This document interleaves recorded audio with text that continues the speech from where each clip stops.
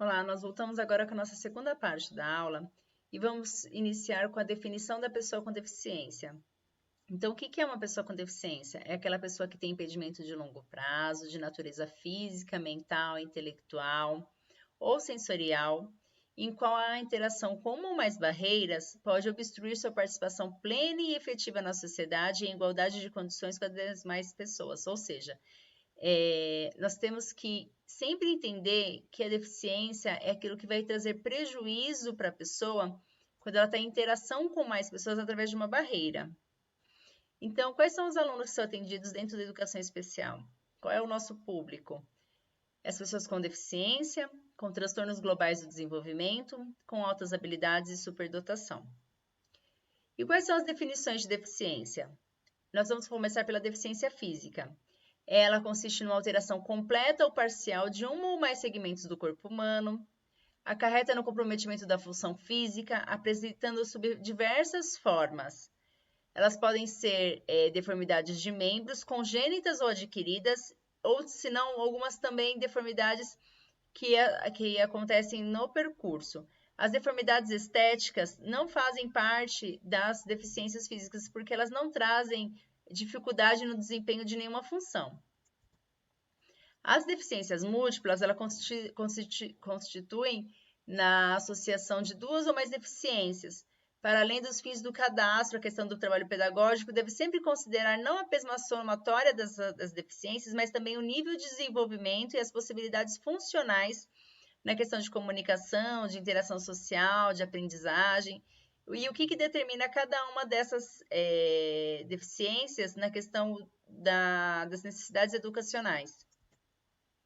As deficiências auditivas, ou seja, a surdez, ela pode ser leve ou moderada, ou também quando pode ser severa profunda, de acordo com a necessidade que ela precisa e a condição de informações que ela recebe também. A surdo-cegueira, ela trata de uma deficiência única, ela não são duas deficiências associadas, então ela não é uma deficiência múltipla. Ela é caracterizada pela deficiência auditiva e visual concomitantemente. Essa condição ela apresenta outras dificuldades, além daquelas causadas pela questão da cegueira e da surdez também, que podem ser vistas isoladamente. A deficiência visual e a deficiência intelectual. A visual ela consiste numa perda total ou parcial da visão, congênita ou adquirida, variando o nível sempre da acuidade visual. Pode ser uma baixa visão ou a cegueira. Já a deficiência intelectual, ela caracteriza pela alteração significativa tanto do desenvolvimento intelectual como na conduta adaptativa, em pleno de duas ou mais áreas. Pode ser a questão das práticas sociais, ou conceituais como comunicação, autocuidado, vida no lar, adaptação social, saúde, segurança, uso de recursos na comunidade, determinação, algumas funções acadêmicas, lazer e trabalho. Os transtornos globais são educandos e educandas com os transtornos globais do desenvolvimento, são aqueles que apresentam alterações qualitativas nas interações sociais, que podem ser na questão da comunicação, tem um repertório de interesse e atividades restritos, apresentam algumas estereotipias e algumas atividades repetitivas. Inclui-se nesse grupo do autismo o síndrome de Rett, o Asperger e o transtorno desintegrativo da infância. As altas habilidades ou superdotação são educandos com altas habilidades, eles sempre demonstram potencial elevado em qualquer uma das áreas, ou isolados ou combinadas. Pode ser intelectual, acadêmica, liderança, psicomotricidade ou arte. Além de apresentar sempre uma questão da criatividade, do envolvimento na aprendizagem e na realização das tarefas do seu interesse. E para identificar as questões das características, a gente sempre tem que pensar numa avaliação biopsicossocial. Ela deve ser realizada sempre por uma equipe multidisciplinar e interdisciplinar e vai considerar o quê? Os impedimentos nas funções e nas estruturas do corpo, os fatores socioambientais, psicológicos e pessoais, a limitação no desempenho das atividades e a restrição de participação no meio social. E o que são consideradas barreiras, né? Já que faz parte da questão da deficiência, essas barreiras, elas limitam, elas impedem a participação social da pessoa como fazer o exercício do seu direito à acessibilidade, à liberdade de movimento, de expressão, de comunicação, acesso às informações. Então, quando impede de qualquer uma dessas situações, é uma barreira. E quais os tipos de barreira que nós temos? Nós temos as barreiras urbanísticas, que existem nas vias, nos espaços públicos e privados. Nós temos as arquitetônicas, que existem dentro dos edifícios públicos ou privados. Nós temos também as barreiras nos transportes, que existem as necessidades dos meios de transportes.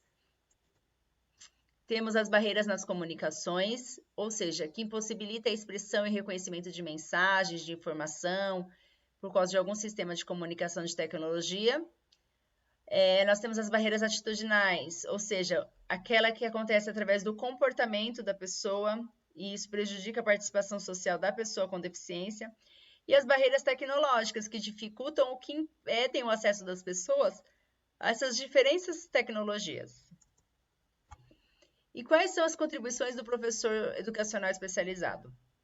Ele vai identificar as barreiras que impedem a participação, ele vai ver a necessidade de estratégias e de recursos de acessibilidade, ele elabora e executa o plano do AE, ele acompanha e avalia a funcionalidade e a aplicabilidade dos recursos pedagógicos de acessibilidade. Ele produz materiais didáticos e pedagógicos, considerando a necessidade de cada um para ter acesso ao currículo. Ele orienta os professores e os demais educandos, a família, faz elo com os médicos, com a equipe de terapias.